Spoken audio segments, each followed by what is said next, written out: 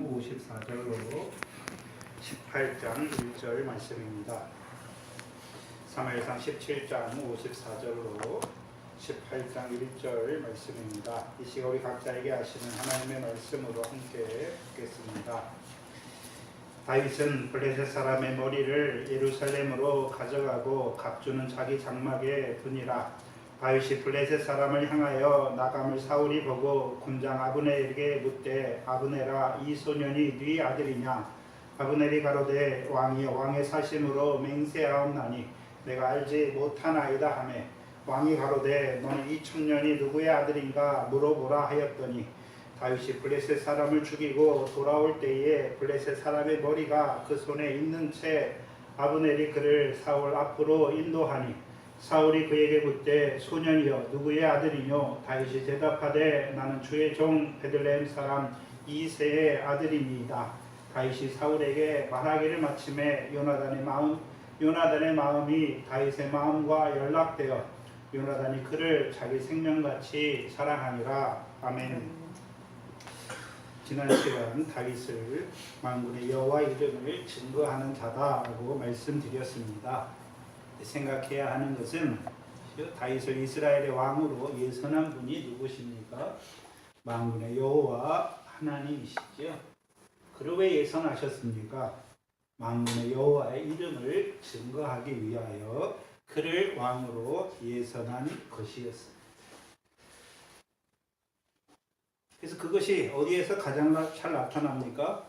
다윗이 만군의 여호와의 이름을 증거하는 잘하는 것이 어디서 가장 잘 나타납니까?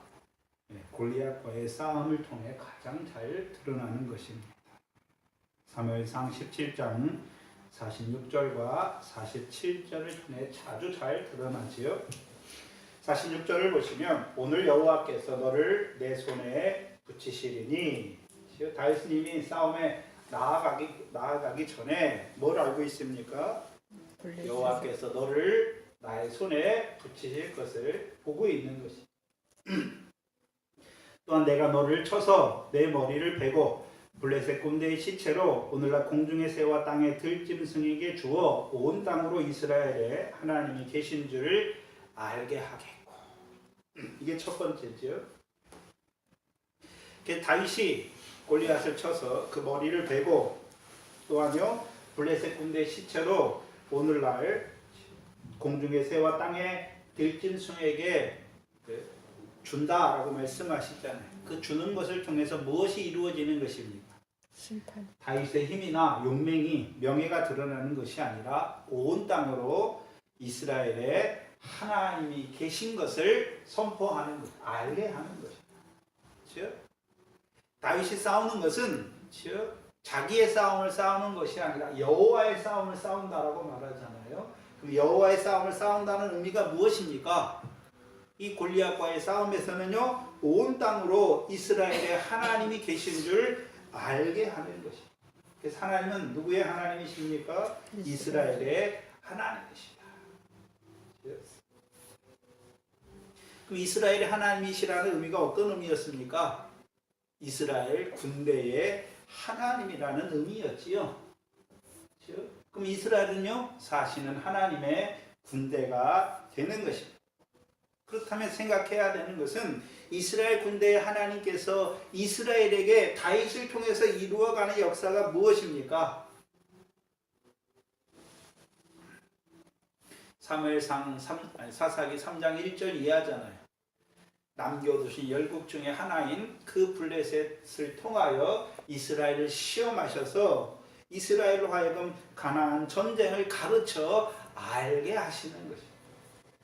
알게 하시는. 그럼 가나안 전쟁을 가르쳐 알게 하시는데 무엇을 가르쳐 알게 하는 것입니까? 우리가 잘 아는 사무엘상 12장 22절이죠. 나라의 제도를 새롭게 하셔서 왕을 세우셔서 나라의 제도를 새롭게 하신 이유가 무엇이었습니까? 그 크신 이름을 인하여 자기 백성을 버리지 아니하심을 이스라엘 백성으로 알게 하는 것입니다. 그래서 이스라엘 백성은 사울을 따라 내가 여호와의 명을 행했다 하는 그 불법의 자리에 서 있고 또 자기 힘과 용맹을 의지하여 싸우러 나왔지 않습니까? 근데 여호와께서는 오히려 그들을 버리시는 것이 아니라 자비로우시며 은혜로우시며 노하기를 더디하시며 인자와 긍휼이 풍성하신 그 여호와께서 목이 곧은 이스라엘 백성과 함께하는 것이죠. 그래서 그들의 불법을 사하시는 것입니다. 사하시고 그들을 주의 백성으로 삼으심을 가르쳐 알게 하시는 거예요. 그래서 이 싸움에서 이스라엘 백성이 뭘 잘해서 이기는 것이 아니란 말입니다. 그들이 오히려 그 블레셋 사람처럼 되었지. 자기 힘과 자기 용맹을 의지하여 우리가 여호와의 명령을 행했다 하는 그 자리에 섰지만 오히려 여호와께서는요 그 크신 이름을 인하여 그들을 버리지 아니하시고 오히려 그들의 불법을 사하시는 하나님인 줄 알게 하시는 것입니다. 그래서 이스라엘의 하나님이 남겨두신 그 블레셋과의 전쟁을 통해 이스라엘을 시험하시는 궁극적인 목적이 무엇입니까? 궁극적인 이유가요. 여호와만 경외. 궁극적인 목적이 무엇입니까? 오직 이스라엘의 하나님이시잖아요. 창세기 35장이죠. 창세기 35장을 보시죠. 창세기 35장 10절 이하입니다.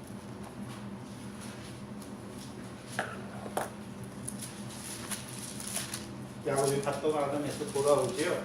근데 야곱에게 하나님이 야곱에게 나타나 그에게 복을 주시죠. 복의 내용이 나옵니다. 10절 이하에 보시면 그에게 이르시되 내 이름이 야곱이다마는 내 이름을 다시는 야곱이라 부르지 않겠고 이스라엘이 내 이름이 되리라. 그럼 하나님은 누구의 하나님이 되는 것입니까? 이스라엘. 야곱의 하나님이니까 이제 이스라엘의 하나님이 되시는 것입니다. 이스라엘의 하나님이 되는 거죠. 그가 그의 이름을 이스라엘이라 부르시고 11절에 그에게 이르시되 나는 어떤 하나님이라고요? 전능한 하나님이다. 생육하고 번성하라 말씀하십니다. 이스라엘의 하나님은 어떤 하나님입니까? 전능한 하나님이지요. 그럼 전능한 하나님 앞에 생육하고 번성하는데 어떤 자로 생육하고 번성하기를 원하시는 것입니까? 전능하신 하나님 앞에 행하여 온전한 백성으로 생육하고 번성하게 하시기 위해서 역사하시는 하나님이 이스라엘의 하나님입니다. 다른 말로 바꿔서 말하면 이스라엘 하나님 거룩하신 하나님인데 이스라엘 백성을 어떤 자로 세우기 위해서 일하십니까? 온전한 자로 모든 행실에 거룩한 자로 세우시기 위해서 하나님이 거룩한 것처럼 이스라엘 백성도 모든 행실에 거룩한 자로 세우시기 위하여 이스라엘을 위해서 역사하는 것입니다. 우리가 잘 아는 창세기 17장 1절 말씀이죠. 99세의 아브라함에게 하신 말씀을 이루시기 위해서 그렇죠? 그래서 그의 자손들로 하여금 전능한 하나님 앞에 행하여 온전한 자로 세우시기 위한 과정으로서의 하나가 무엇입니까? 블레셋과의 전쟁이다. 근데 블레셋과의 전쟁이 끝이 아니에요. 그렇죠? 끝이 아니란 말이에요.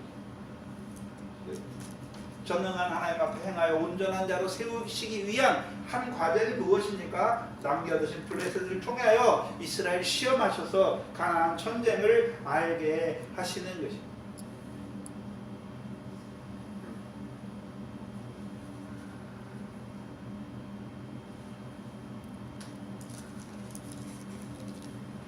그렇다면 사울과 함께 블레셋 사람과 싸우러 나온 사울과 함께한 이스라엘 백성들은 지금 온전한 자입니까? 온전치 못합니까? 어떤 의미에서요? 우리가 여호와의 명령을 행했다라고 하는 자기 힘과 자기 용맹을 의지하는 자들이 된 것을 보여주시죠. 한마디로요, 자긍하는 손이 되었죠. 불법의 자리에 선 자들인 것을 보여주신다. 근데 다윗을 통해서 온 땅에 이스라엘의 하나님이 계신 줄 아는 자들이 되잖아요. 이 싸움을 통해서. 이것을 아는 자들이 하는 일이 무엇입니까?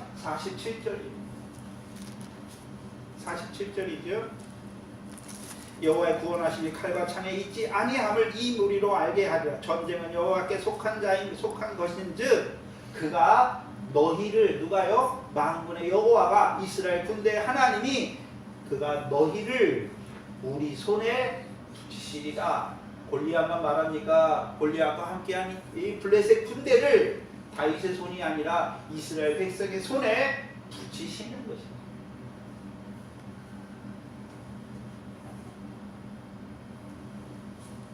그래서 우리 손에 붙이시는 거예요. 그럼 이스라엘 백성은 그 싸움을 통해서 뭘 하게 되는 것입니까? 자기들이 잘 싸워서 이긴 것이 아니라요. 누가요? 이스라엘 군대의 하나님이 다윗을 통하여 블레셋을 누구들의 손에요? 우리의 손에 붙이신 것을 아는 자들이 되는 것이죠.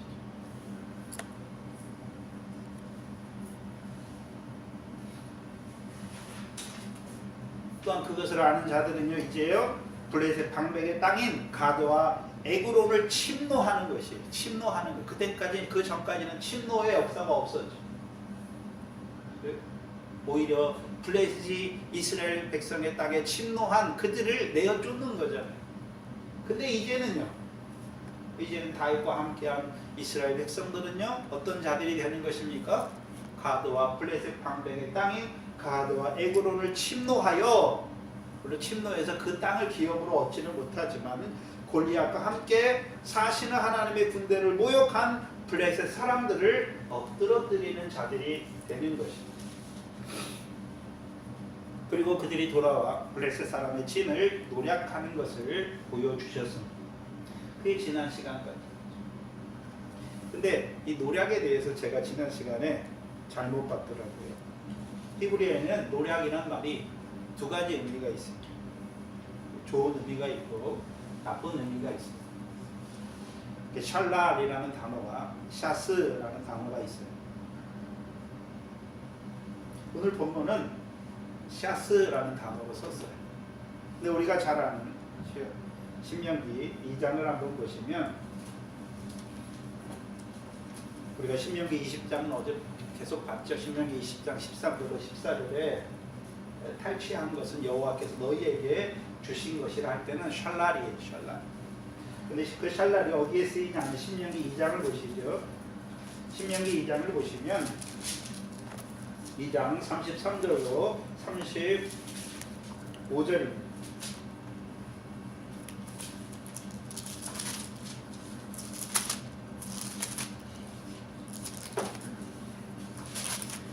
신명기 2장 33절 이하에 보시면, 우리 하나님 여호와께서 그를 우리에게 붙이셨음에 우리가 그와 그 아들들과 그 모든 백성을 쳤고, 그때에 우리가 그 모든 성읍을 취하고 그 성읍을 그 남녀와 유아와 함께 하나도 남기지 아니하고 진멸하였고, 오직 그 육축과 성읍에서 뭐한 것은요?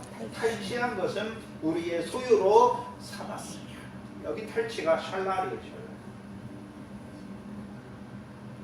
이게 신명기 20장에 나오는 거죠. 20장 13절 14절.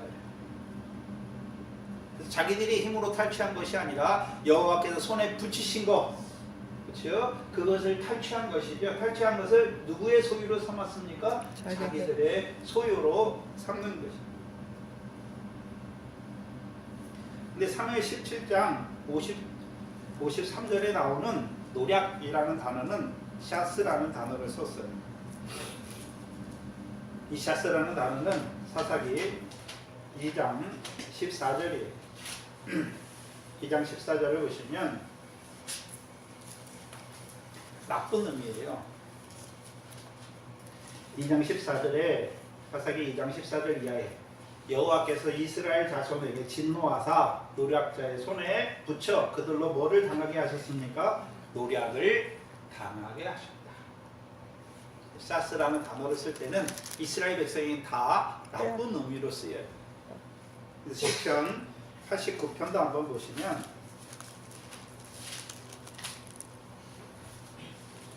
시편 89편을 보시면 89편 38절로 42절까지를 보시면, 시편 89편 38절 이하에 그러나 주께서 주의 기름 부음 받은 자를 노하사 물리쳐 버리셨으며 주의 종의 언약을 미워하사 그 관을 땅에 던져 욕되게 하셨으며 저의 모든 울타리를 파괴하시며 그 보장을 회파하셨으므로 길로 지나는 자들에게 다 탈취를 당하며 그 이웃에게 욕을 당하나이다. 누가요? 이스라엘 백성이. 42절에 주께서 저희 대적의 오른손을 높이시고 저희 모든 원수로 기쁘게 하셨으며 저희 칼날을 둔하게 하사 저로 전쟁에 서지 못하게 하셨으며 저의 영광을 그치게 하시며 그 위를 땅에 엎으셨으며 쭉 말씀하죠. 그렇죠? 그런데 여호와께서 왜 이렇게 하십니까? 이스라엘 백성이 예레미야 7장이죠. 거짓을 의뢰하고 하나님의 집을 강도의 소굴로 만들 때 여호와께서 오히려 그 백성에게 어떻게 하십니까? 대적을 높이셔서 대적을 일으키셔서 그들로 탈취를 당하게 하시는 것이죠. 이 탈취는 이스라엘 백성에게 누림이 되지 못해요. 그렇죠? 이게 샤스예요. 근데 샬랄, 우리가 신명기 2장과 신명기 20장에 쓰인 탈취는 그렇죠? 하나님이 대적을 이스라엘 손에 붙여서 그들의 것을 탈취하게 하셔서 이스라엘 백성의 소유로 주시는 것이죠. 그것은 이스라엘 백성에게 뭐가 됩니까? 누림이 되는 거예요. 그럼 뭘 보여주십니까? 다윗을 통해 전쟁이 여호와께 속한 것은 알아요. 알잖아요. 그러나 여전히 누가 다스립니까?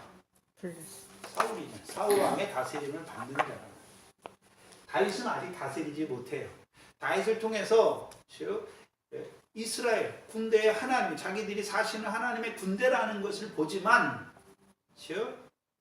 다스리기는 누가 다스립니까? 사울의 다스림을 받는 이스라엘 백성이 되는 것입니다. 그럼 사울의 다스림은 어떤 다스림이었습니까? 열왕과 같은 다스림이죠.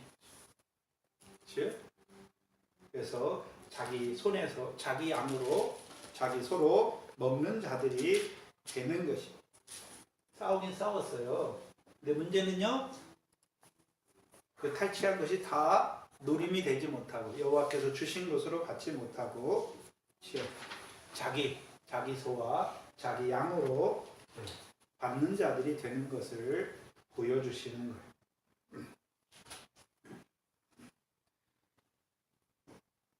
그리고 54절입니다. 다윗은 블레셋 사람의 머리를 예루살렘으로 가져가고 갑주는 자기 장막에 두었다라고 말씀하십니다. 조금 이상한 구절이에요. 오늘 본문 54절은 조금 이상한 구절이에요. 먼저 봐야 되는 것은 다윗은 이스라엘 백성과 같이 블레셋 사람의 진을 노력하지 않고 오히려 블레셋 사람의 머리를 가지고 예루살렘으로 갔다.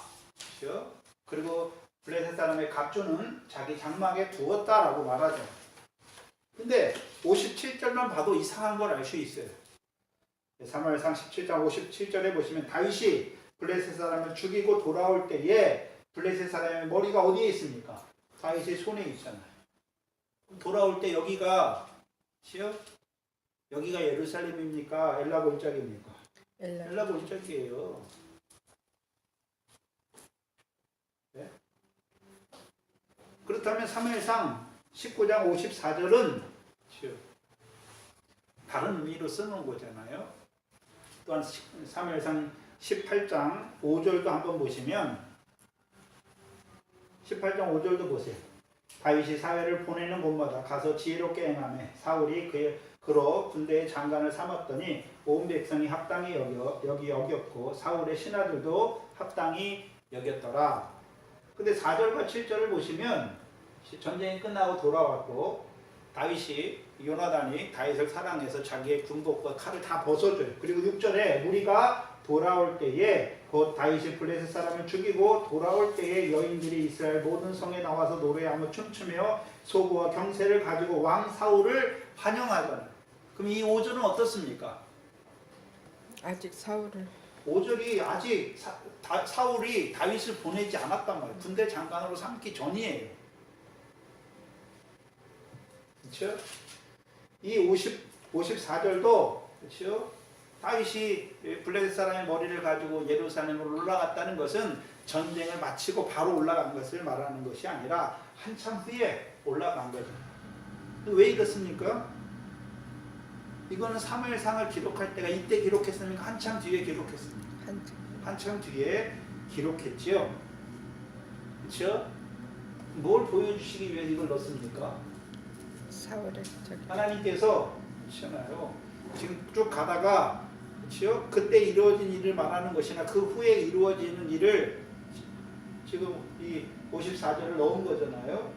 다윗이 블레셋 사람의 머리를 예루살렘으로 가져갔다라고 말하잖아요.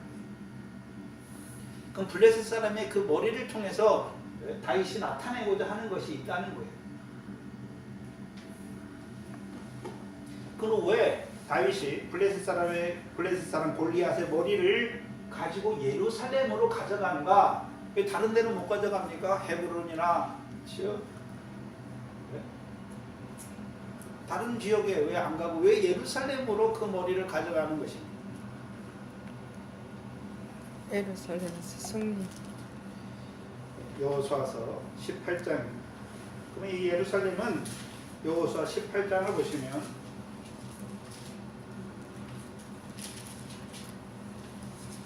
21절 이하에 보시면 베냐민 지파에게 주신 성읍이 예루살렘이에요. 여호수아 18장 28절입니다. 21절부터 보시면 베냐민 자손의 지파가 그 가족대로 얻은 성읍들은 쭉 말씀하고서 28절에 셀라와 엘렉과 여부스 곧 예루살렘과 말씀하죠. 예루살렘과 기브앗과 기랴신이 14성읍이요 그 촌락이라 이는 베냐민 자손이 그 가족대로 얻은 기업이었다라고 말씀하죠. 근데 사사기 1장을 가서 보셔야 돼요. 사사기 1장 21절을 보셔야 되는데 사사기 1장 21절에 베냐민 자손은 예루살렘에 거한 여부스 사람을 쫓아냈습니까? 쫓아내지 못했습니까? 못 쫓아. 쫓아내지 못하였으므로 여부스 사람이 베냐민 자손과 함께 오늘날까지 예루살렘에 거하니라 라고 말씀했죠. 그렇죠?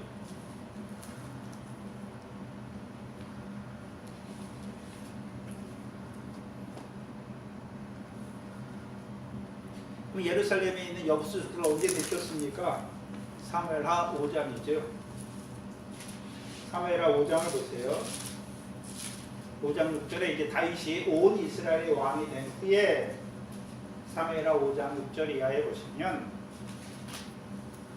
왕이 그 종자들과 예루살렘으로 가서 그 땅 거민 여부스 사람을 치려하매 그 사람들이 다윗에게 말하여 가로되 내가 이리로 들어오지 못하리라 소명과 절뚝발이라도 너를 물리치리라 하니 저희 생각에는 다윗이 이리로 올라오지 못하리라 함이나 다윗이 시온 산성을 빼앗았으니 이는 다윗성이라.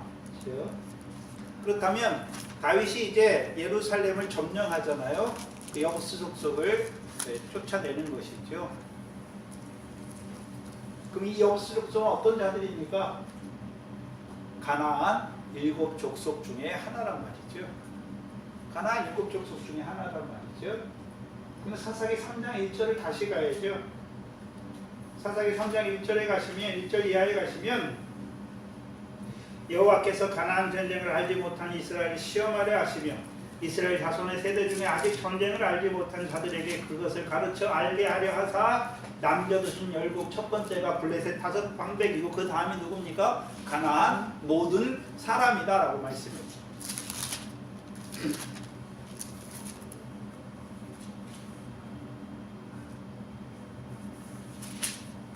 또한 여호수아 13장 4절에는 남겨두신 땅을 말할 때 가나안 모든 사람의 땅이다 라고 말씀해요. 그걸 9지파 반에게 기업으로 주신다 라고 말씀하죠.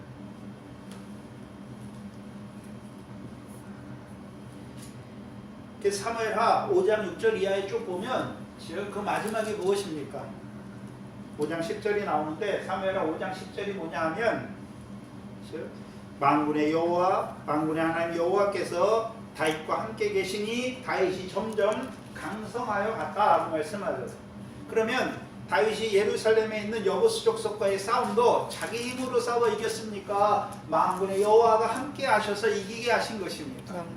만군의 여호와께서 함께 하셔서 이기게 하신 거죠.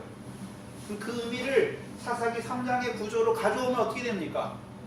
남겨둔 열국 중에 가나안 모든 사람을 통해서 이스라엘을 시험하셔서 그들로 가나안 전쟁을 가르쳐 알게 하시려는 그 목적이 이루어진 것이죠. 그렇다면 다윗은 이미 사무엘상 17장에서 이 블레셋 사람 골리앗의 머리를 가지고 어디로 올라갔습니까? 예루살렘으로 올라갔다는 것은 무엇을 알고 있습니까? 사사기 3장에 남은 열국 중에 또 누가 있습니까? 가나안 모든 사람의 땅도 즉 이스라엘 백성이 기업으로 차지해야 되는 것을 밝히 보고 있는 것입니다.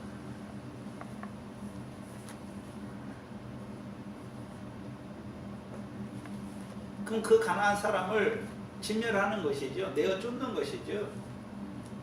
그럼 가나안 땅에 살아가는 가나안 사람의 역사는 무엇이었습니까? 한마디로 그 땅을 가증하게 하는, 더럽게 하는 자들이었죠. 근데 가나안 사람을 왜 진멸하라 말씀했습니까? 이스라엘 백성이 가나안 사람을 닮아가잖아요. 그렇죠? 진멸하는 것이잖아요. 진멸한다는 신약에서는 어떤 의미, 구약에서는 진짜로 진멸하는 것이지만 신약에서는 어떤 의미입니까? 가나안 사람은 땅을 더럽게 하는, 부정하게 하는 자들이죠. 그렇죠? 그래서 신약에서는 우리를 부정하게 하는, 우리를 더럽게 하는 역사 7가지를 말씀하시는 거죠. 그렇죠? 사람을 더럽게 하는 것은 먹는 거나 손으로 먹어서 뒤로 나가는 그런 것이 사람을 더럽게 하는 것이 아니라 사람의 마음에서 나오는 것. 그래서 신약에서 귀신의 역사는 다 무슨 역사입니까? 더럽게 하는 귀신의 역사예요. 그렇죠? 사람을 더럽게 하는 것, 우리 속에서 나오는 7가지 역사를 보여주시는. 그래서 구약은 그림자잖아요. 가나안 칠족을 통해서 뭘 보여주십니까? 우리를 더럽게 하는, 그렇죠? 그 7귀신의 역사가 어떻게 된다고요? 나가야 되는 것을 보여주시는 것입니다. 그럼 다윗은 만군의 여호와께서 자기를 기름 부어 왕으로 세우신 이유가 무엇입니까? 남겨두신 그 블레셋 다섯 방백의 손에서만 이스라엘을 구원하는 것이 아니라 가나안, 남겨둔 열국 중에 하나인 가나안 모든 사람에게서도 이스라엘 백성을 구원하는 것이죠. 그래서 블레셋의 요소가 뭐라고 그랬습니까? 교만, 불법이고, 가나안의 요소가 무엇입니까? 더럽게 하는 것, 부정이죠. 그러면 이스라엘 백성이 가나안 땅을 영원한 기업으로 얻어야 하는 것이잖아요. 그럼 무슨 역사를 이겨야 되는 것입니까? 블레셋과 그 가나안 모든 사람을 이겨야 하는 것이죠. 신약에서는 그걸 뭐라고 말씀합니까? 불법과 부정이죠. 그래서 불법, 블레셋의 역사와 부정, 가나안 모든 사람의 역사를 이겨야 이스라엘이 예루살렘이 뭐가 됩니까? 시온이 되는 것을 보여주시는 거죠. 다윗은 이미 그것을 보고 있단 말이에요. 블레셋만이 아니라 가나안 모든 사람도 이스라엘 백성이 싸워서 이겨야 하는 것이죠. 그렇죠? 근데 누구의 이름으로 나가는 것입니까? 만군의 여호와 이름으로 나갈 때 이미 붙여주신 거예요. 이기는 것이죠. 그것을 창세기 6째 날에 뭐라고 말씀했습니까? 정복하고 다스리라 라고 말씀하십니다. 정복하는 거예요. 먼저는 정복하는 것이 그 다음 무엇입니까? 다스림의 역사. 그럼 신약에 저와 여러분의 싸움이 무엇입니까? 불법이, 외식이 불법이잖아요. 불법이 무엇입니까? 신약의 불법은 자기의잖아요. 자기의예요. 육적 이스라엘의 자기의가 아니라요, 갈라디아 교회의 역사하는 율법의 행함을 의지하는 자기의죠. 자기의는 하나님 나라를 유업으로 얻지 못해. 왜? 율법 아래에 있기 때문에, 육체를 따라 행하기 때문에. 물론 우리가 그 나라 의를 구해야 하죠. 이루어야 하는데 자기의가, 율법의 행함을 의지하는 자기의가 아니란 말이죠. 어떻게 해요? 성령의 열매란 말이에요. 성령으로 이루시는 거예요. 또한 부정이죠. 부정이 있잖아요. 그 하나님 나라를 유업으로 얻지 못하게 하는 것이 무엇입니까? 부정이죠. 그래서 육체와 함께 정과 욕심이 십자가에 못 박히는 것이 우리의 싸움인 것이죠. 다윗을 통해서 그것을 보여주고 있는 것이죠. 근데 다윗은 그 가나안 족속들과의 싸움이, 가나안 사람들과의 싸움이 있기 전에 이미 만군의 여호와 이름을 의지하고 나가는 다윗인데 알고 있다는 것이죠. 뭘 알고 있습니까? 사사기 3장에 하나님께서 이스라엘을 시험하기 위하여 남겨두신 그 열국의 역사를 알고 있다는 것입니다. 그러니까 머리를 가지고, 그 블레셋 사람의 머리를 가지고, 그럼 블레셋 사람의 머리를 가지고 할 때 내가 잘 싸워서 이겼다라고 말하는 것입니까? 만군의 여호와 이름으로 나가기만 하면 어떤 대적이든지 어떻게 되는 것입니까? 이긴다는 것을 보여주시는 것. 그럼 가나안 족속도, 예루살렘에 있는 그 가장 강한 가나안 족속 중에 가장 강한 그 여부스 족속도 누구의 이름으로 나가면요? 만군의 여호와 이름, 이스라엘 군대의 하나님의 이름으로 나가기만 하면 어떻게 되는 것입니까? 이기는 것을 보여주시. 그걸 보여주시는. 두 번째는 갑주죠. 그래서 갑주는 자기 장막에 두었다라고 말씀하십니다. 갑옷이 아니에요. 갑주라는 단어인데요. 이 단어는 원어에서는 도구, 물품, 기구, 블레셋 사람이 썼던 기구, 도구를 말하죠. 한마디로 뭘 말합니까? 전쟁의 무기를 말하는 것이죠. 전투 장비를 말하는 거예요. 그래서 원문에서는 복수형으로 쓰였어요. 갑주들, 기구들, 도구들 이런 식으로 쓰였단 말이에요. 그렇다면 다윗은 이것을 자기 장막에 두었다, 가지고 갔다, 두었다라고 말하죠. 그럼 이 골리앗의 갑주 중에 하나가 무엇입니까? 가장 중요한 것이 무엇입니까? 골리앗의 칼이잖아요. 이 도구, 이 골리앗이 썼던 무기들을 가지고 자기 장막에 놨다는 거예요. 그래서 골리앗의 무기 중에 가장 중요한 것이 무엇입니까? 골리앗의 칼이죠. 근데 골리앗의 칼이 어디 있습니까?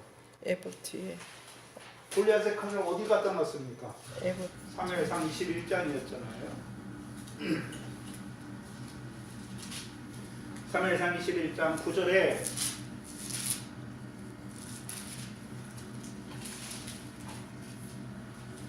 제사장 아히멜렉이죠. 9절에 제사장이 가로되, 제사장 아히멜렉이 가로되, 내가 엘라볼 보자기에서 죽인 블레셋 사람 골리앗의 칼이 보자기에 쌓여 에봇 뒤에 있으니 내가 그것을 가져가려거든 가지라. 여기는 그 밖에 다른 것이 없느니라. 다윗이 가로되 그 같은 것이 없나니 내게 주소서. 잘 봐야 하는 것은 사무엘상 21장 6절이죠. 6절. 제사장이 있는 곳이 어딘가를 봐야죠. 6절에 보시면 제사장이 다윗이 먹을 것을 달라고 말하죠. 6절에 제사장이 그 거룩한 떡을 주었으니 거기는 진설병 곧 여호와 앞에서 물려낸 떡밖에 없음이라 라고 말씀하죠. 그럼 이곳이 어디입니까? 시성수. 성소잖아요. 성소. 여호와의 성막이 있는 곳을 말하는 거예요. 그럼 다윗은 무슨 자기 장막, 전쟁에서 이긴 거 갖다가 자기 장막에 갖다 놨습니까? 여호와의 장막에 갖다 놨습니까? 여호와의 장막에 갖다 놨잖아요. 근데 생각해야 되는 것은 원래 골리앗의 그 전투 도구들, 무기들이 자기 겁니까? 골리앗의 겁니까? 다윗 것이 아니에요. 원래 누구 거였습니까? 골리앗 거였어요. 그렇죠? 근데 하나님이 그 골리앗을 다윗의 손에 붙여서 탈취하게 하신 거잖아요. 탈취하게 하신 거예요. 그래서 그것을 다윗이 어디에 갖다 둡니까? 여호와의 성막에 갖다 두는 거예요. 그래서 이스라엘 백성들은 노략하잖아요. 노략. 탈취하잖아요. 근데 다윗도 탈취해요. 탈취하잖아요. 그 블레셋 사람의 머리와 또한 블레셋 사람의 갑주를 탈취하잖아요. 근데 그걸 가지고 어디로 갑니까? 예루살렘과 여호와의 장막에 그 갑주들을 두는 것을 보여주시는. 그럼 반대로 이스라엘 백성은요. 전쟁이 여호와께 속한 걸 알아요. 그리고 대적을 이긴 게 하신 걸 알지만 그걸 누가 취합니까? 자기들이 취하는 자들이 되는 것이 예물이 되지 못한단 말이죠. 그럼 다윗이 취한 그 갑조들은 뭐가 되는 것입니까? 예물이 되었으니까 어디에 뒤에 두었습니까? 성소. 에봇 뒤에 두었다라고 말하는 것이죠. 근데 물론 보자기에 쌓아 둔 것입니다.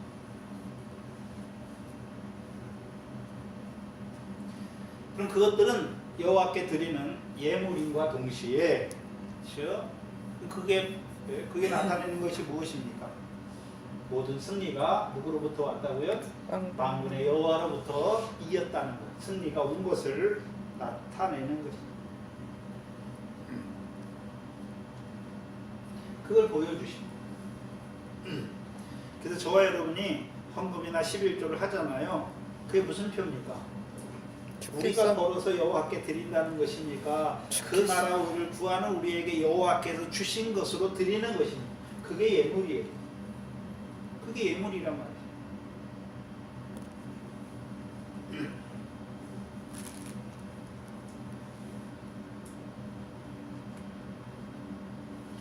그래서 다윗의 예물과 이스라엘 백성이 노력하는 것이 다르단 말이죠. 그리고 55절이 나옵니다. 55절에 다윗이 블레셋 사람을 향하여 나감을 사울이 보고 군장 아브넬에게 묻되 아브넬아 이 소년이 네 아들이냐? 아브넬이 가로되 왕이여 왕의 사심으로 맹세하옵나니 내가 알지 못하나이다. 사울의 질문이 이상한 것 같지 않습니까? 사울이 다윗을 모를 리가 없잖아요. 그렇죠? 사무엘 16장에 다윗이 예선되고 기름부음 받은 후에 다윗이 사무엘을 섬기잖아요. 다윗이 사무엘을 섬겨요. 그렇죠? 그래서 사울이 그를 크게 사랑해서 자기의 병기자는 자를 삼았고 사울에게 악신이 역사할 때 다윗이 수금으로 연주하여서 그렇죠? 악신이 떠났고 또한 오늘 17장에서 사무엘상 17장에서도 다윗과 사울이 말했잖아요. 다윗이 사울에게 가서 이 블레셋 사람을 인하여 낙담하지 마소서 종이 가서 저를 저 블레셋 사람과 싸울 것을 말씀했죠. 그리고 사울도요 다윗에게 네가 블레셋 사람과 싸우기에 능치 못하다. 너는 소년이고 저는 어려서부터 용사다라고 말하기까지 했잖아. 근데 왜 모르는 사람처럼 말하고 있습니까? 사울이 다윗을 모를 수가 있습니까? 알아요. 근데 여기서 말하는 것은 다윗이 누구라고 묻는 것을 말하는 것이 아니라 다윗이 누구 아들이냐라고 묻는 거예요. 누구 아들이냐라고 묻는 거예요. 저 소년이 네 아들이냐라고 묻는 거예요.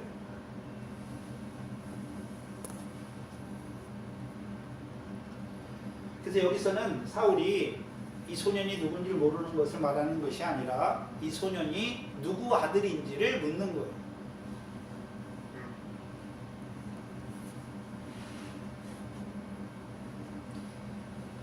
그리고 56절에 왕이 가로되 너는 이 청년이 누구의 아들인지 물어보라. 그 아브넬에게 군장 아브넬에게 명하죠. 그렇죠? 근데 앞에서는 소년이라고 말하고 뒤에서는 청년이라고 말하잖아요. 근데 이 소년과 청년은 다 어리다는 의미의 뜻을 가지고 있는 단어들이 의미가 크게 다르지 않아요. 근데 청년으로 쓰인 이 단어는 알람이라는 동사에서 파생된 명사인데 알람이라는 원어의 뜻이면 숨기다라는 뜻이에요. 거기에서 파생된 명사로 어떤 뜻으로 쓰이냐면 세상에 아직 드러나지 않은 풋내기라는 뜻으로 쓰이는 거예요.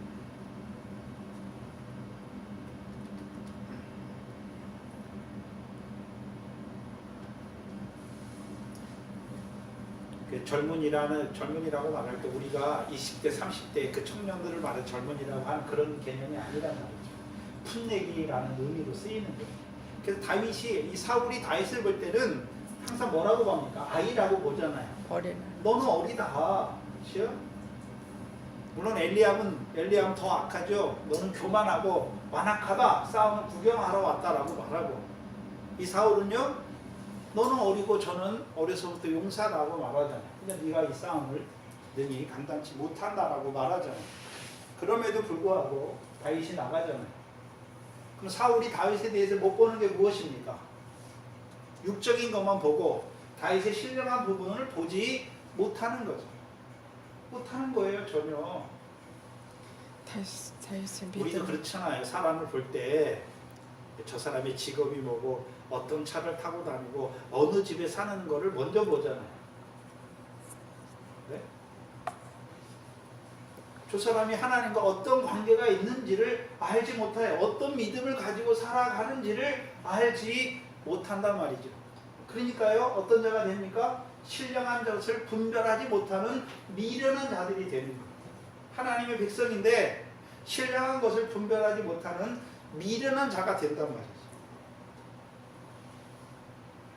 그러니까 미련한 자가 되니까 하나님이 하시는 일을 알지 못하는 자가 돼요.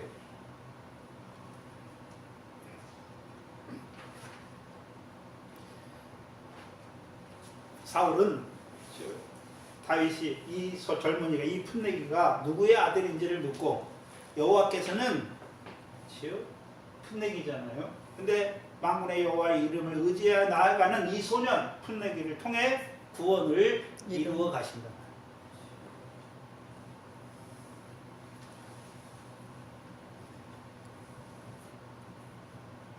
오늘도 하나님께서 하나님의 일을 이루어가는 사람들은 어떤 자들입니까? 다윗과 같은 자. 믿음을 가지고. 여호와의 마음이 합한 자잖아요. 믿음. 여호와께서 함께 하시는 자들이란 말이죠. 근데 육신적으로 세상적으로 볼 때는 양치는 자요. 그렇죠? 소년이에요. 풋내기란 말이죠. 근데 그들을 통해서 하나님이 구원 역사를 이루어 가지요. 한번 생각해 보세요. 그럼 다윗이 돌아왔을 때 사울이나 엘리압을 한번 생각해 보세요. 또한 군장 아브넬도 있잖아요. 원래 누가 싸워야 됩니까? 사울. 군장 아브넬이 싸워야 되는 거잖아요. 그렇죠? 그럼 사울이나 군장 아브넬이나 다윗의 형 엘리압이 다윗이 이제 다시 올 때 그 골리앗의 머리를 가지고 왔을 때 다윗은 소년이다. 감당치 못할 거다. 엘리압은요. 그는 전쟁을 구경하러 온 교만하고 완악하다. 몇 양을 누구에 맡겼느냐라고 말했던 부끄럽게 하는 거죠. 부끄럽게 하시는 거예요. 하나님께서. 근데 그 부끄러움을 알지 못해요.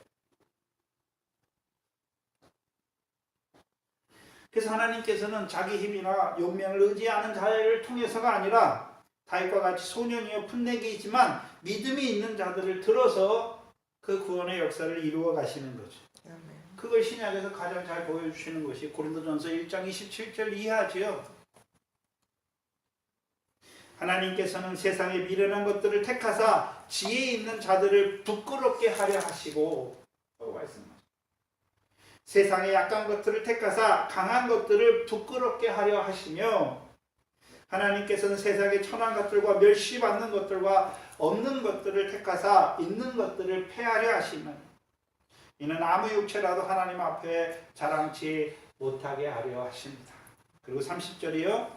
너희는 하나님께로부터 나서 그리스도 예수 안에 있고 예수는 하나님께로서 나와서 우리에게 지혜와 의로움과 거룩함과 구속함이 되었다. 그래서 지혜와 의로움과 거룩함과 구속함은 하나님 백성이 이루어가는 역사가 아니에요. 아멘. 우리는 단지 믿음. 지혜와 의로움과 거룩함과 구속함이 되시는 그리스도 예수 안에 굳게 서면 되는 거예요. 그게 믿음에 굳게 서라라고 말씀하는 거예요.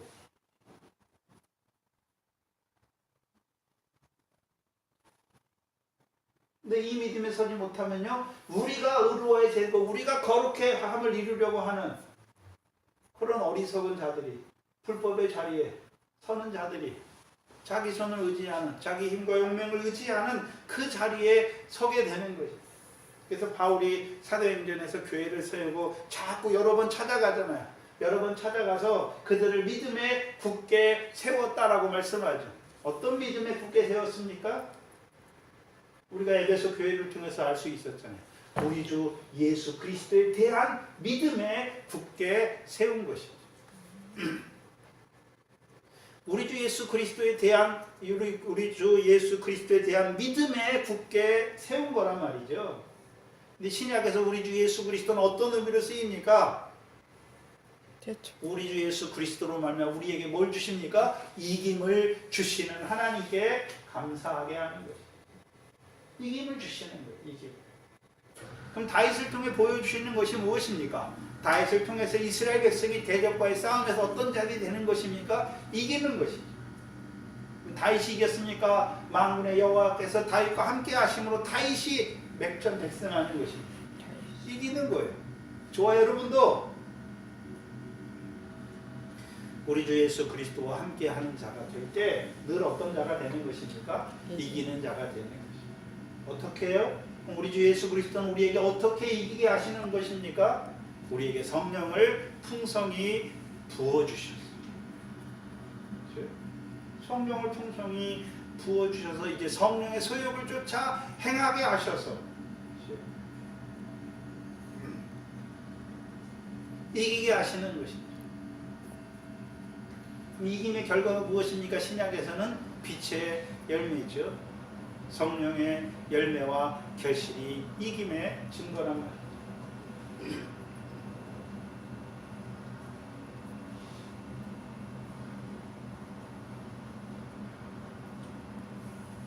근데 문제는 미래 결실하는 것은 자기가 이기는 것이고, 그렇죠? 열매 맺는 것, 형제를 사랑하는 것은요, 이 형제를 뭐 하는 것입니까? 범죄한 형제를 세우는 거잖아요. 형제로 죄의 졌으면 죄의 종인데 그 자리에서 어떻게 하는 것입니까? 일으켜 세우는 것입니다. 그게 열매죠. 형제를 세우는 거예요. 이익을 주는 거, 유익을 주는 것이죠. 나의 유익이 아니고 이스라엘 백성의 유익을 주는 것이죠. 그래서 오늘 보면 57절에 보면 다윗이 블레셋 사람을 죽이고 돌아올 때에 블레셋 사람의 머리가 그 손에 있죠. 그럼 블레셋 사람의 머리라고 말할 때에는 두 가지 의미가 있어요. 사무엘상 17장 25절 26절이죠. 25절 26절이에요.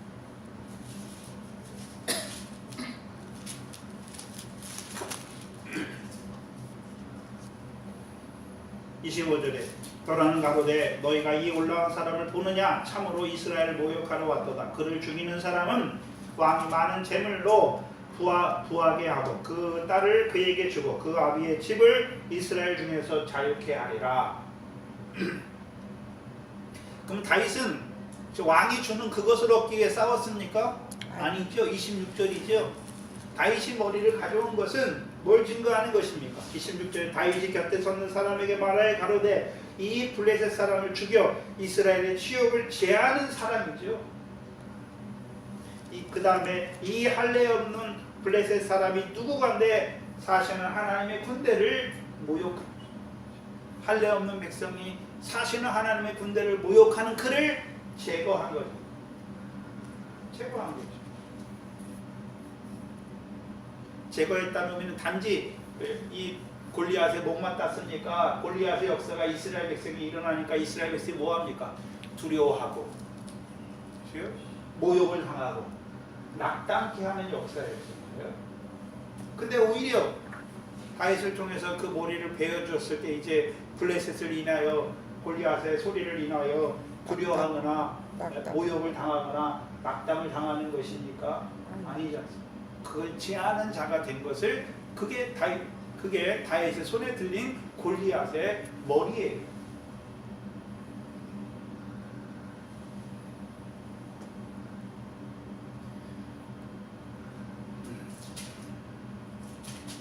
근데 그 블레셋 사람의 머리가 누구의 손에 있습니까? 다윗의 손에 있잖아요.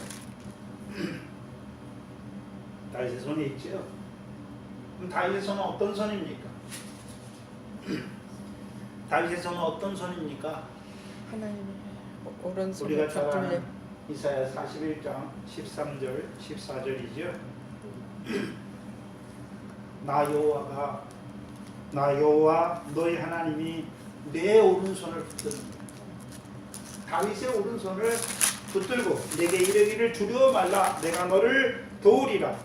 지렁이 같은 너 야곱아 너 이스라엘 사람들아 두려워 말라 내가 너를 도울 것이라 너의 부족자는 이스라엘의 거룩한 양이라 라고 말씀하신 거죠.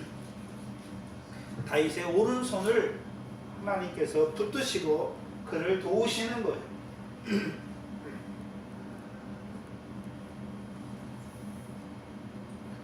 홍해 앞에 있는 모세가 지팡이를 드니까 열리는 것이니까 하나님의 오른손으로 모세의 오른손을 붙들고 드시는 것입니다.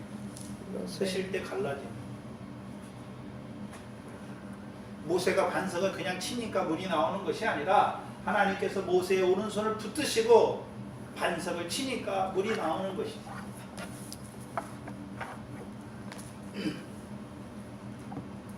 근데 모세가 노를 바라며 반석을 칠 때가 있잖아요. 이 패역한 백성들아 내가 너희를 얼마나 참으려 하면서 노를 바라면서 그 반석을 쳤을 때 물이 나오긴 나왔지만 여호와께서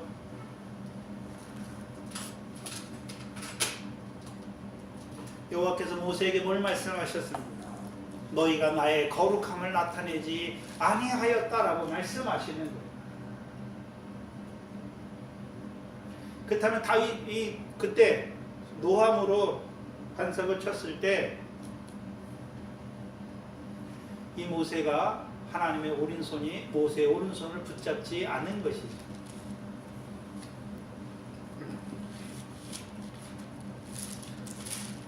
저와 여러분의 손이 오른손이 되려면 누가 붙들어야 됩니까? 그래서 우리가 구제할 때도 왼손이 하는 걸 오른손이 모르게 하라라고 말씀했잖아요.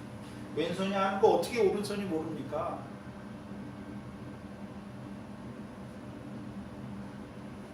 하나님이 붙드는 손이잖아요. 하나님이 붙드는 사람 구제할 때 하나님이 그 오른손을 붙든다는 것은 그 구제가 의로운 행위가 되는 거죠. 자기 것으로 하는 것이니까 하나님이 주신 것으로 하는 것입니다. 하나님이 주신 것으로 하는 것. 그게 하나님의 앞에 붙들린 오른손이 되는 거죠. 그래서 저와 여러분도 하나님이 우리를 붙들어서 즉 하나님이 도우심으로 하는 거 우리가 우리 걸로 하면 항상 어떻게 됩니까?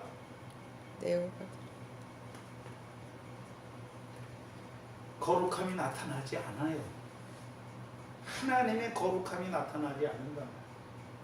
그래서 우리 보고 너희가 모든 행실이 거룩하다라고 말씀할 때 우리의 거룩함이 나타나는 것이 아니라 우리의 삶을 통해서 하나님의 거룩함이 나타나야 하는 것입니다. 그럼 다윗의 오른손에 골리앗의 머리가 있는 것이죠. 누가 드러나는 것입니까? 다윗이 아니에요. 다윗은 어떤 자입니까? 소년이요 풋내기였어요.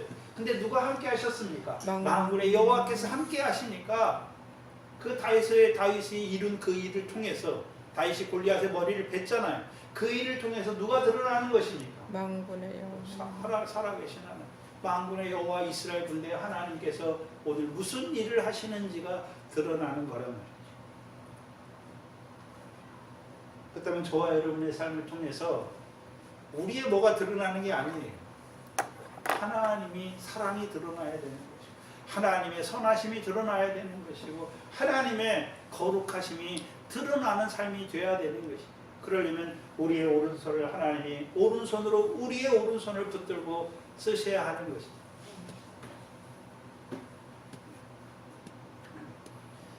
(58절에) 사울이 그에게 묻되 소년이여 누구의 아들이뇨? 다윗이 대답하되 나는 주의 종 베들레헴 사람 이새의 아들입니다. 그런데 두 개 차이가 있는데 무슨 차이가 있냐면 이 소년 다윗이 싸우러 갈 때와 이제 이기고 왔을 때 블레셋 사람의 머리를 그 손에 들고 왔을 때 묻잖아요. 58절에 그래서 58절에 사울이 다윗에게 물을 때에는 즉 네 아들이냐 물을 때에는 여기 뭐가 들어가 있습니까? 그 앞에 17장 25절이죠.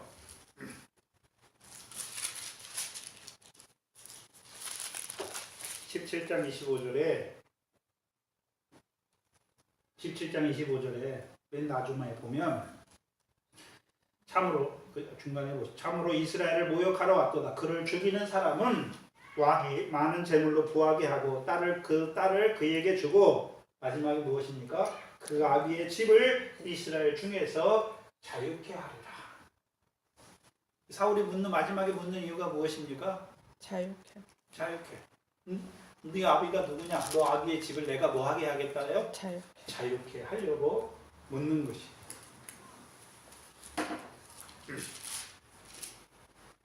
그럼 그 전에 싸움에 나갈 때 사울이 다윗을 네 아들이냐고 묻잖아요. 그 물을 때는 어떤 의미입니까? 어린데, 풋내기인데 저렇게 용감하게 나가 싸우는 자를 묻는 거예요.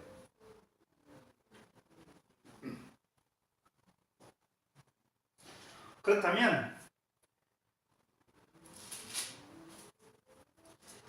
이 사울이 이 다윗의 아비의 집을 자유케 한다라고 말하잖아요.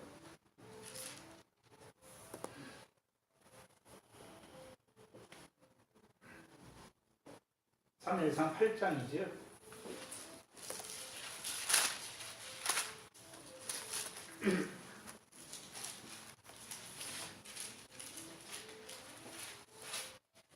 (8장) 9절 이하에 보시면 이스라엘 백성이 왕을 구해요. 근데 열방과 같은 왕을 구하죠. 열방과 같은 왕을 구해요. 그러니까 9절에 하나님께서 사무엘을 통해 그들에게 말하게 하세요. 그들의 말을 듣되 너는 그들에게 엄히 경계하고 그들을 다스릴 왕의 제도를 알게 하라. 이 왕의 제도는 새롭게 하시는 왕의 제도입니까? 열방과 같은 왕의 제도입니까? 열방과 같은 왕의 제도죠. 10절 이하에 사무엘이 왕을 구하는 백성에게 여호와의 모든 말씀으로 일러 가로되 쭉 말씀하고서 17절이죠. 너희 양떼의 10분의 1을 취하리니 너희가 그의 뭐가 좀 된다고요? 종이 될 것이다.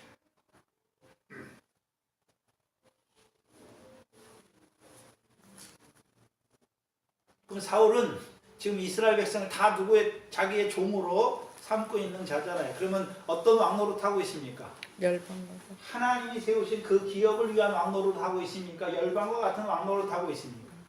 열방과 같은 왕노릇 하고 있는 것을 보여주시는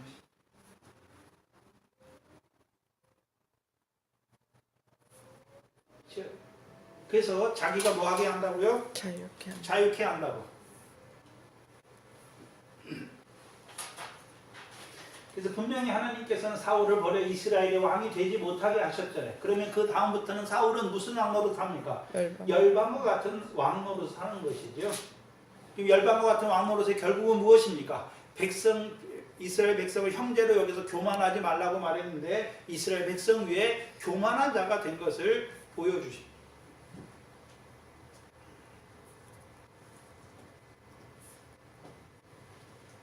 근데 봐야 하죠. 근데 그 종의 개념이 어디에서 또 쓰였습니까?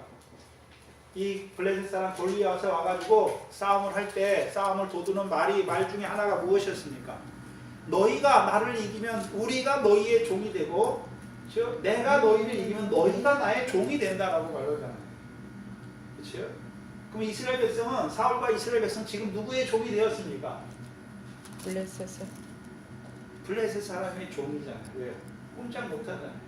그러니까 블레셋 사람에게 두려워하고 모욕을 당하고 낙담하는 자들이 된 것을 보여주시죠.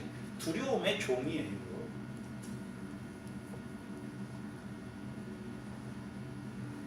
그러면 다윗은 두려워합니까? 두려워하지 않습니까? 다윗은 두려워하지 않아요. 그럼 다윗만 두려워하지 않습니까? 다윗의 아비 이새가 두려워하지 않으니까 다윗도 두려워하지 않습니까? 그럼 다윗은 어떤 자였습니까? 이새의 떡을 먹은 자잖아요. 근데 다윗의 아들 중에서도 사울과 함께 전쟁에 나온 자들이 있지요. 다윗의 형들이 있잖아요. 엘리야부터 해가지고 셋째 형까지 사울과 함께 싸움에 나왔잖아요. 그들은 뭘로 싸웠습니까? 자기 힘과 용맹으로 싸우잖아요. 그들은 오히려 블레셋 앞에 어떤 골리앗 앞에 어떤 자들이 됩니까? 두려워하고 모욕을 당하고 낙담하는 종이 두려움의 종이 되죠. 다윗은 종이 된 자가 아니에요. 자유한 자란 말이죠. 그래서 이새나 다윗은 사울의 종이 아니라 누구의 종입니까? 만군의 여호와의 종이에요. 그 만군의 여호와의 종이니까 누구의 뜻을 이룹니까? 자기 종은 주인의 일을 이루게 돼 있단 말이에요. 만군의 여호와의 일을 이루는 자들이 되는 거란 말이에요. 근데 사울은 그걸 보지 못해요. 그래서 자기가 뭐 하겠다라고 말합니까? 내 아비의 집을 자유하게 하겠다. 전혀 다른 개념이죠.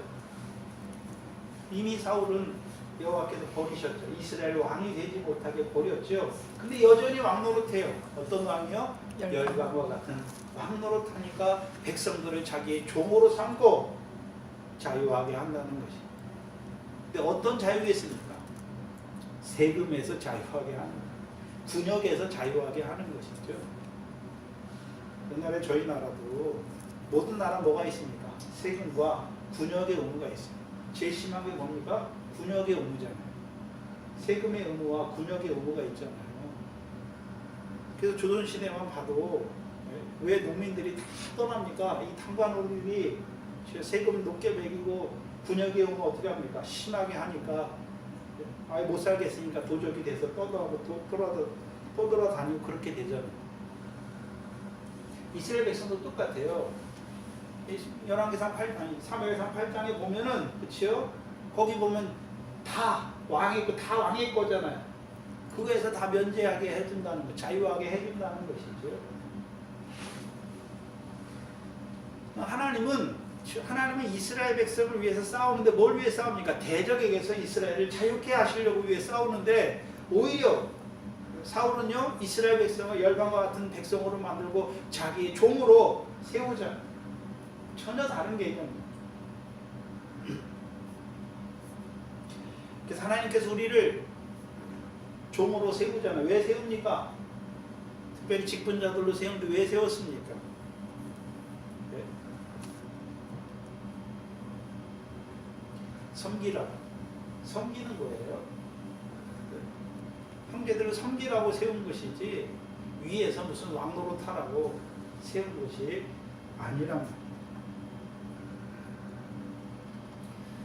다 베들레헴 사람 이새의 아들이지만 다윗과 같이 자유한 자로 만군의 여호와의 종으로 살아가는 자들도 있고 사울의 종으로 사울과 함께 전쟁에 나간 다윗의 형들도 있는 것을 보여주습니다.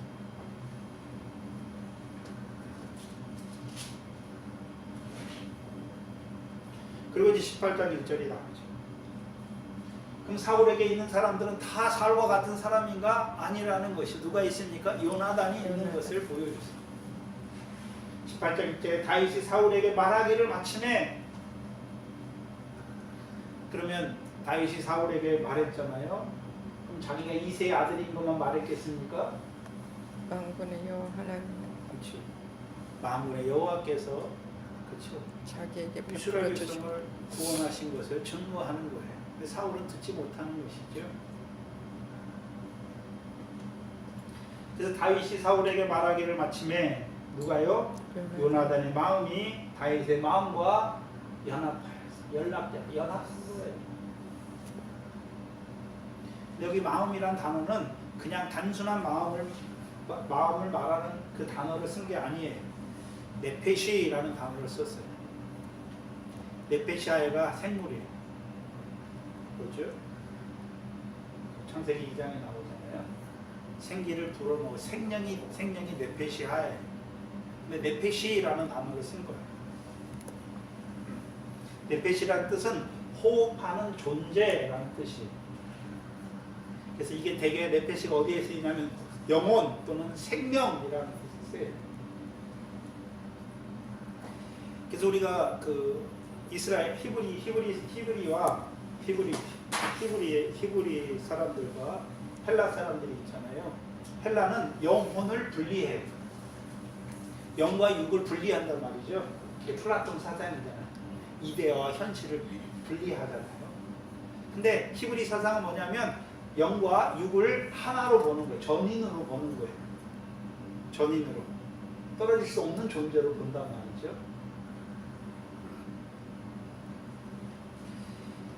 그래서 성경에 나타난 사람은 사상은 영혼 육을 따로 각기 나눠서 보는 것이 아니라 하나예요. 그게 구성돼서 하나의 사람으로 보는 거예요. 그래서 그것을 이제 신학자들이 만들어낸 말이 뭐냐면 전인이라고. 전인이라고 할 때 육체만 말하는 것이 아니라 영과 혼과 육이 전인이 하나님께 예배하는 자가 된다라고 말하는 거죠.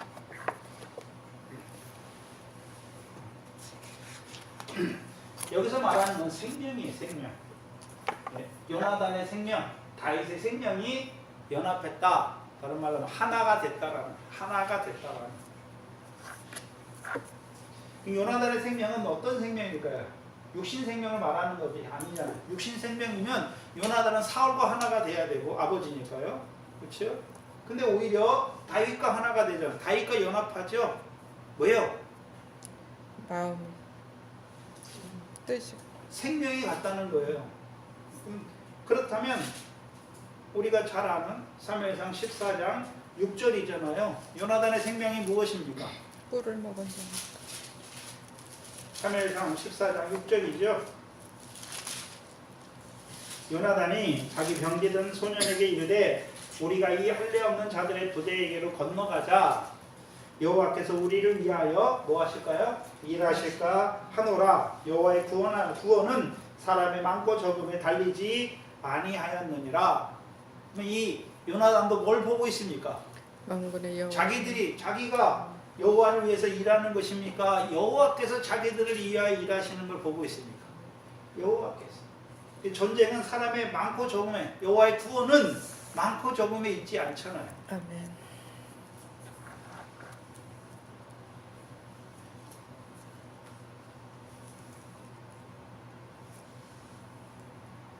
그래서 14장에 그 14장도 블레셋과 싸우잖아요. 누구를 통해서 하나님이 구원을 이루어 가십니까? 요나단을 통해서. 그 17장에서도 누구를 통해 구원을 이루어 가십니까? 다윗을 통해서. 근데 생각해야 하는 것이 있어요. 그럼 왜 14장에서 요나단을 통해서 블레셋 사람과의 싸움에서 하나님께서 하나님의 일을 이루어 가셨는데 왜 17장에서는 그 요나단을 통해서 요나단이 나가도 되잖아요. 블레셋 사람이 나와서 이스라엘 모욕하고 그럴 때 왜 요나단이 안 나갔을까요? 왜 안 나갔을까요? 왜 싸우러 안 나갔을까요? 왜 그렇게 모욕을 당하고 두려워하고 그 자리에 있었을까요? 자기 아버지가 요나단에게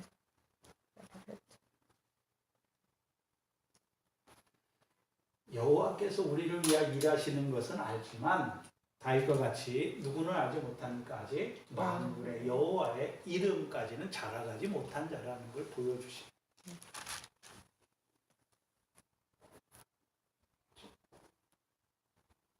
그래서 만군의 여호와잖아요. 그래서 만군의 여호와께서 하시는 일을 알지 못해요. 여호와까지는 알아요. 그렇죠? 근데 만군의 여호와께서 이루시는 일은 알지 못하잖아요. 사무엘이 누구 아들입니까? 한나의 아들이죠. 한나를 통해서 보내시. 한나는 어떤 자였습니까? 만군의 여호와의 계집종이잖아요. 그렇죠? 그러면 만군의 여호와라는 의미는 어떤 의미였습니까? 이스라엘 백성을 모든 대적에서 벗어나게 하셔서 이스라엘에게 안식을 주시고 평안을 주셔서 그들로 여호와를 찬송하는 자로 세우시는 그 하나님을 말해서 만군의 여호와다 그 말씀을 전쟁에 능한 여호와, 이 시편 24편이잖아요. 야곱의 하나님을 구하는 자들에게 그들에게 어떤 자로 세우십니까? 야곱에게 세운 율례를. 그래서 시편 132편에 야곱의 전능자의 하나님이잖아요. 그 여호와께서 하시는 일이 무엇입니까? 야곱에게 세운 율례를 이스라엘 백성이 온전히 이루어 주어서 그들로요 만군의 여호와 앞에 온전히 행하는 자로, 전능하신 하나님 앞에 행하여 완전한 자로 세우시는 것입니다. 그래서 믿음이 약간 달라요. 다윗이 믿음이 더 장성한 것을 보여주시는. 또한 골리앗 이 다윗만 있고 이 요나단에게 없는 게 무엇입니까? 매끄러운 돌 5개.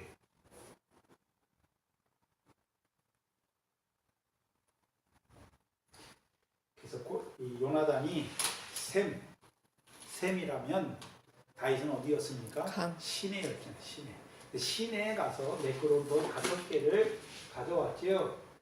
그래서 사무엘상 14장의 요나단의 싸움은 칼 가지고 싸워요.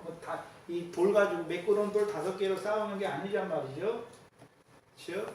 근데 다윗은 이제 매끄러운 돌 5을 가졌잖아요. 뭘 밝히 보고 있습니까? 사사기 3장 1절 이하를 밝히 보고 있는 거예요. 그렇다면 요나단은 뭘 보고 있습니까? 사무엘상 9장 16절이잖아요. 하나님께서 자기 아버지를 왜 왕으로 세웠습니까? 이스라엘 자손을 블레셋 자손의 손에서 구원하기 위해서. 거기까지는 잘 본단 말이죠. 근데 뭘 못 봅니까? 그 블레셋을 남겨두셔서 이스라엘 시험하시고 가나안 전쟁을 알게 하고자 하시는 그 하나님의 뜻은 온전히 밝히 보지 못하는 자인 것을 보여주시는. 그러니까 매끄러운 돌 5개가 없는 것이죠. 또한 요나단을 통한 싸움은 블레셋 사람의 것을 약탈을 하지만, 그렇죠? 블레셋 사람의 땅에 침노하지 못하죠. 침노하지 못해요.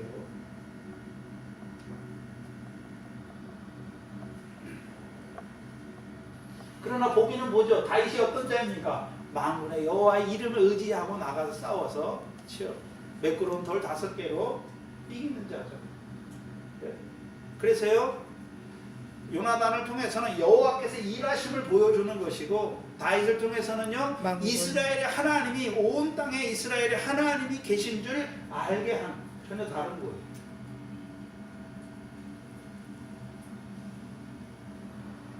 그래서 다윗이 요나단을 사랑하는 게 아니에요. 요나단이 다윗을 자기 생명같이 사랑하는 거죠.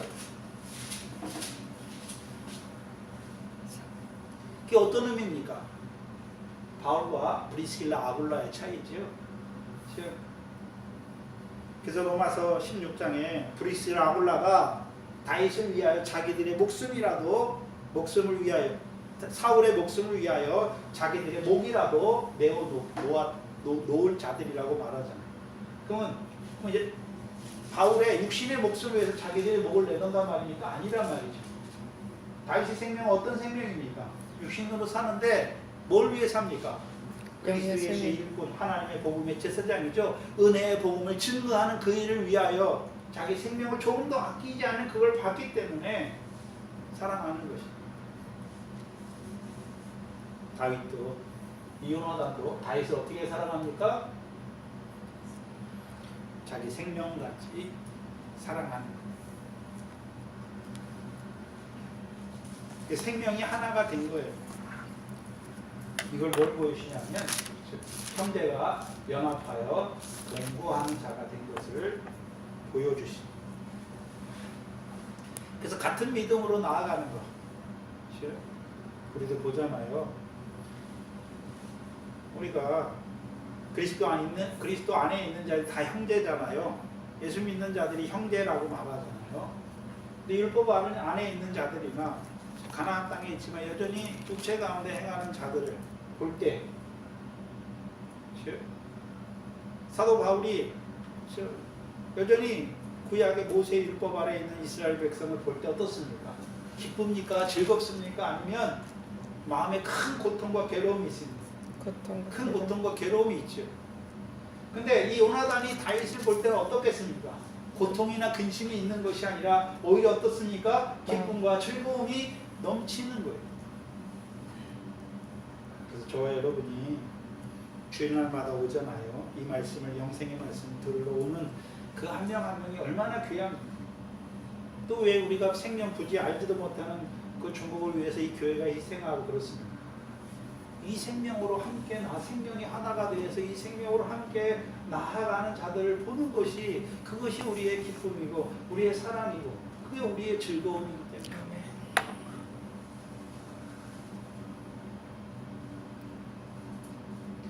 그래서 형제가 연합하여 공고함이 즐거운 것이지요. 그래서 이 교회도 지금 공고하는 거예요. 연합하는 거예요. 먼저 연합한다는 것은 한 생명으로 나아가는 것이죠. 하나님께서 이 교회를 세우시고 목회자인 저를 세워서 주시는 이 영생의 말씀으로 함께 한 생명이 되어서 나아가야 되는 것이죠. 물론 믿음의 차이는 있지. 다 뭘 바라봐야 되는 것입니까?